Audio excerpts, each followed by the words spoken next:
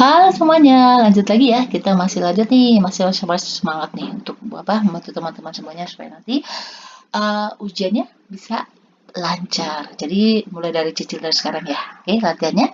Kita mulai nih untuk soal yang pertama. Ini soal UTBK juga ya untuk SNMPTN 2019. Larutan asam propionat 0,8 molar sebanyak 5 mili itu dititrasi dengan NaOH 0,1 molar.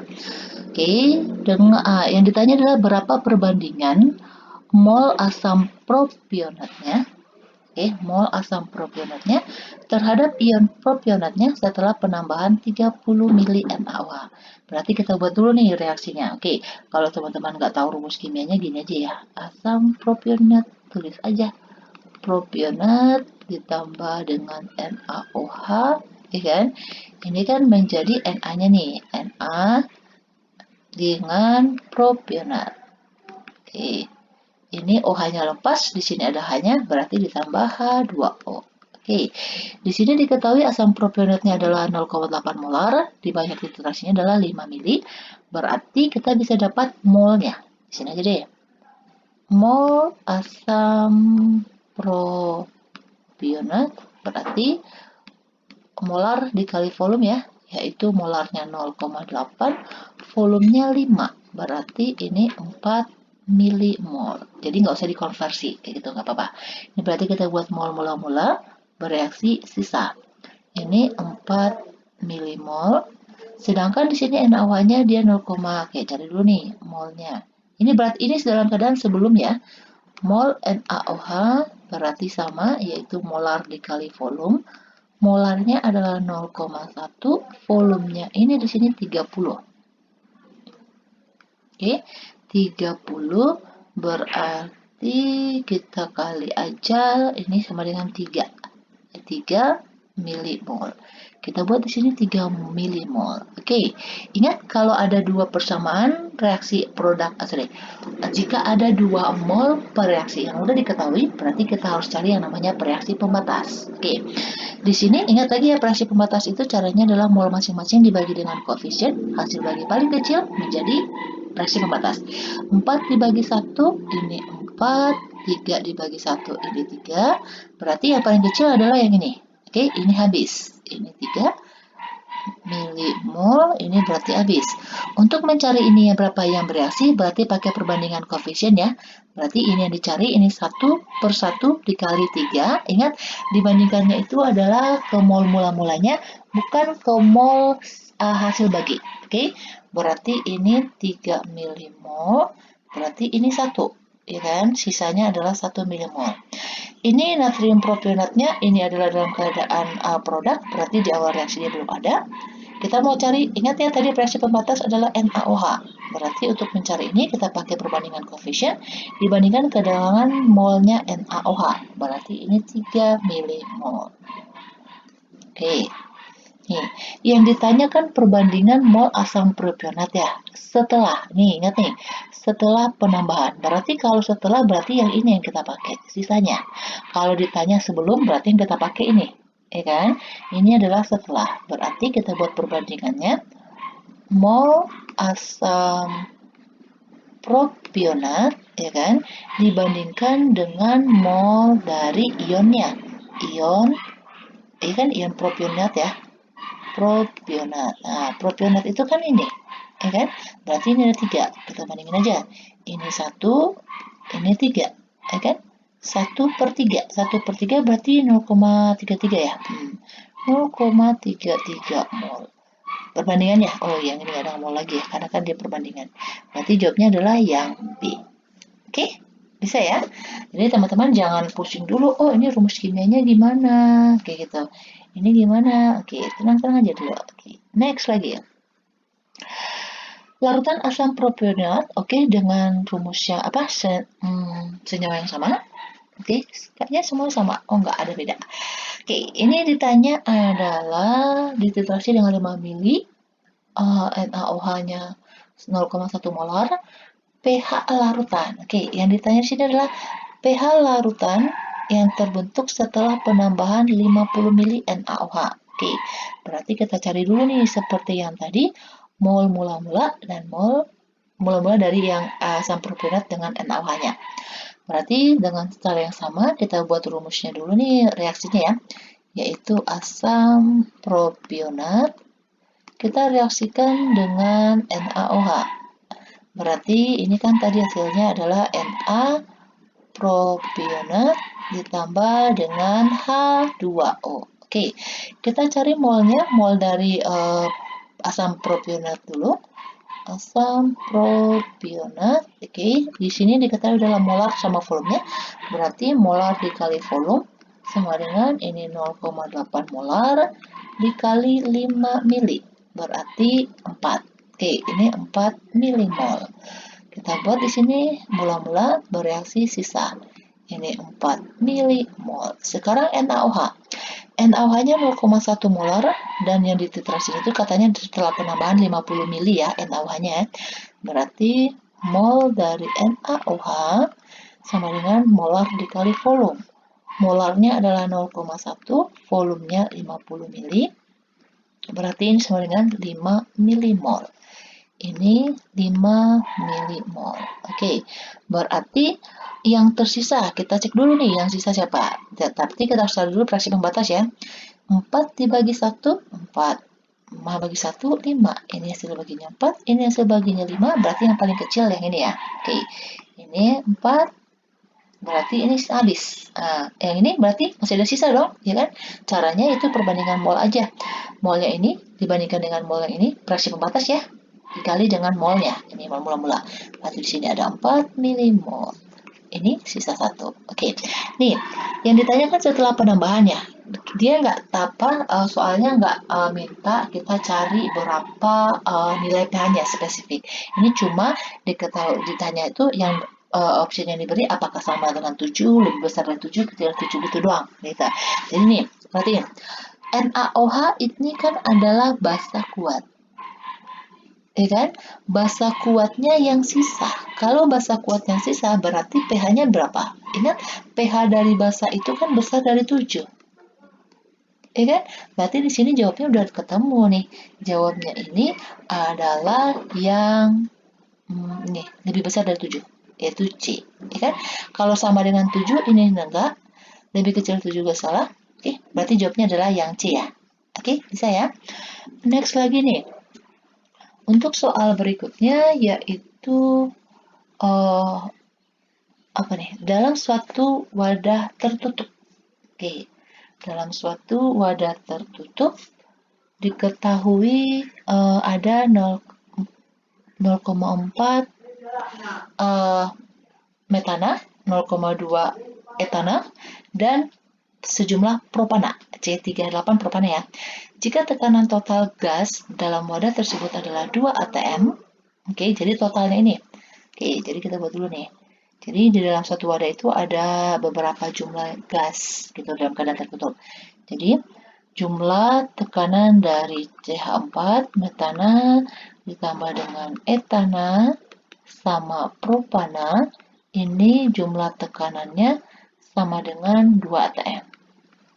Oke, ini ya. Terus ini diketahui molnya adalah 0,4, ini diketahui molnya 0,2, ini belum diketahui, ini katanya cuma sejumlah berapa. Dan tekanan gas propana. Propana itu berarti yang ini. Nah, ini diketahui tekanannya yaitu 0,5. Oke. Yang ditanya berapa fraksi mol dari propana? Berarti berapa X dari propana ini? C3H6. Ini yang ditanya. Ingat ya, fraksi mol itu simbolnya X besar. Oke. Jadi teman-teman ingat kita mau cari Cari jumlah molnya dulu. Jumlah tekanannya dulu. Tekanannya dari yang ini, cari fraksinya. Oke. Tadi kan rumusnya gini. Kita mau cari tekanan dari yang ini ya. Oh, ini bukan C36 ya, C3H8. Kan propana. Berarti, nih, teman-teman lihat nih. Tekanan A itu sama dengan fraksinya A dikali dengan tekanan total. Oke, berarti kalau kita mau cari ini, berarti tekanan dari si C3H8 fraksinya dikali dengan tekanan totalnya. Tekanan fraksinya, tekanannya dari si propanan kan udah diketahui tadi ya, 0,5. Nah, X-nya belum nih, belum diketahui. Kita misalkan aja dulu X. Dikali tekanan totalnya tadi berapa? 2 atm ya. Nah, 2 atm. Berarti kalau di sini kita bisa cari nggak berapa mol totalnya kayak gitu berapa? Belum ya. Oke, kita cari dulu. Di sini nilainya cari fraksi itu ya. 2 atm. Nih, teman-teman ingat lagi kalau untuk cari fraksi, ya kan? Misalnya nih, fraksi dari C3H8 itu sama dengan mol dari C3H8 dibagi dengan mol total. Ini rumus cari fraksi. Oke, teman-teman ingat lagi nih. Ini rumus apa? Pelajaran awal dari kemolalan. Teman-teman belajar di kelas 12 kayak gitu. Berarti kita misalkan nih X C3H8 ya fraksinya ya. Molnya kan kita belum tahu nih molnya C3H8. Berarti X kita misalkan nilainya X per molnya si total kan berarti jumlah mol semuanya ya, karena kan ini terdapat dalam satu wadah tadi katanya. Oke, molnya si CH4 kali kan 0,4. Molnya si C25 si berapa nih? Si C26 itu kan 0,2. 0,2. Terus molnya si C3H8 kan belum. Kita tadi misalkan X. Nih. Sedangkan nilai fraksinya itu juga belum kita ketahui. Nih, kita buat dulu. X C3H8 sama dengan ini X. Ini jumlahnya 0,6 ya. 0,6 ditambah X. Kayak gitu. Oke. Terus setelah itu baru kita cari berapa. Ini baru rumusnya yang ke sini ya. Fraksinya ini. Oke. Baru kita masukkan ke rumus yang ini lagi. Kita balikin. Oke, gitu. Berarti nilai X-nya itu yang ini. Nilai X yang ini. Oke. Masuk ke rumusnya ini. Kita lanjut lagi. Berarti kita buat bawah sini deh. 0,5 sama dengan, kita masukin nilainya ini, X per 0,6 ditambah X, oke, dikali, tadi tekanan totalnya berapa? 2 atm ya, dikali 2. Oke, gitu. Ini kita kali silang. Oke, kali silang ya. 0,5 dikali 0,3 itu kan, 0,5 dikali 0,6 kan 0,3. 0,5 dikali X berarti ditambah 0,5X. Ya kan?